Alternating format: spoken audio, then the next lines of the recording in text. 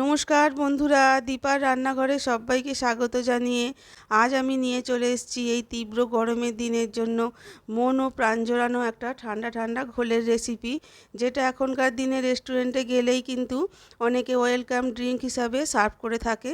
তাহলে চলুন দেখে নেওয়া যাক কীভাবে আমি এই গন্ধরাজ ঘোলটা বাড়িতেই সহজভাবে বানিয়ে থাকি। গন্ধরাজ ঘোল বানানোর জন্য দেখুন আমি এখানে নিয়ে নিয়েছি গন্ধরাজ লেবু একটা, নিচে এখানে 100 গ্রাম টক দই। আমি এখানে 2 গ্লাস বানাবো, তার জন্য 100 গ্রাম টক দই নিয়েছি। আপনারা যেরকম বাড়িতে মেম্বার সেরকম অনুযায়ী দইটা বাড়িয়ে বা কমিয়ে নেবেন।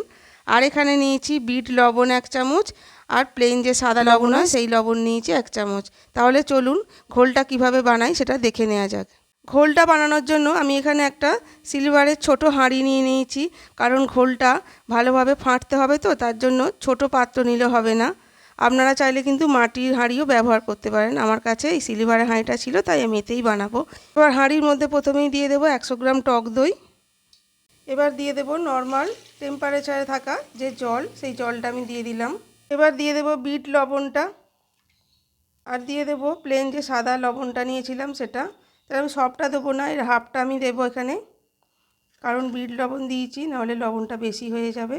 এবার দিয়ে দেবো গন্ধরাজ লেবুর ওপরের যে খোসাটা, সেটা একটু ঘষে এই গ্রেটারের সাহায্যে খুব হালকা করে ঘষতে হবে, না হলে কিন্তু ভিতরে সাদা অংশটা যদি মিশে যায় তাহলে ঘোলটা আবার তিতো হয়ে যাবে। এবার দিয়ে দেবো গন্ধরাজ লেবুর রস। গন্ধরাজ ঘোল যেহেতু, এই লেবুর রসটা না দিলে তো হবেই না। এবার এইভাবে হাতের সাহায্যে লেবুটাকে নিংড়ে নিংড়ে দিয়ে দেবো এর মধ্যে। রসটা ভালোভাবে নিংড়ে দিয়ে দিয়েছি ঘোলের মধ্যে। এবার আমি এই যে একটা ডাল কাঁটার সাহায্যে এটাকে ভালোভাবে এইভাবে ঘোলটা তৈরি করে নেব। এই যে দেখুন, এইভাবে যত কিন্তু ডাল কাঁটার সাহায্যে এটাকে ঘাঁটা হবে, ততই ঘোলটার স্বাদটা ভালো হবে। এইভাবে ঘাঁটার জন্যই কিন্তু আমি এখানে বড় একটা পাত্র নিয়েছি। ছোট জিনিস হলে আর কি, বা ছোটো বাটি হলে ঘোলটা পড়ে যাওয়ার চান্স থাকে। এবার এই ঘাঁটার সময় আমি এর মধ্যে দিয়ে দেবো গুড়ের বাতাসা নিয়ে নিয়েছি চাইতে হয়, কিন্তু সেটা আমি এখানে দিয়ে দেব। চিনি আমি এখানে ব্যবহার করছি না, আপনারা চাইলে কিন্তু চিনি দিয়েও এটা বানাতে পারেন। এবার বাতাসাগুলো যাতে ভালোভাবে ঘোলের সঙ্গে মিশে যায়, তার জন্য কিছুক্ষণ এইভাবে কাঁটা দিয়ে ঘেঁটে নেব ঘোলটাকে। এই গরমের দিনে এইভাবে গন্ধরাজ ঘোল একবার বাড়িতে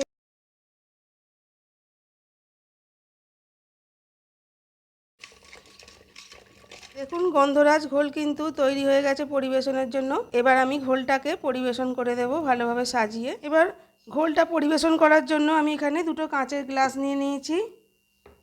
এবার এর মধ্যে হাঁড়ি থেকে ঘোলটাকে ঢেলে নেব।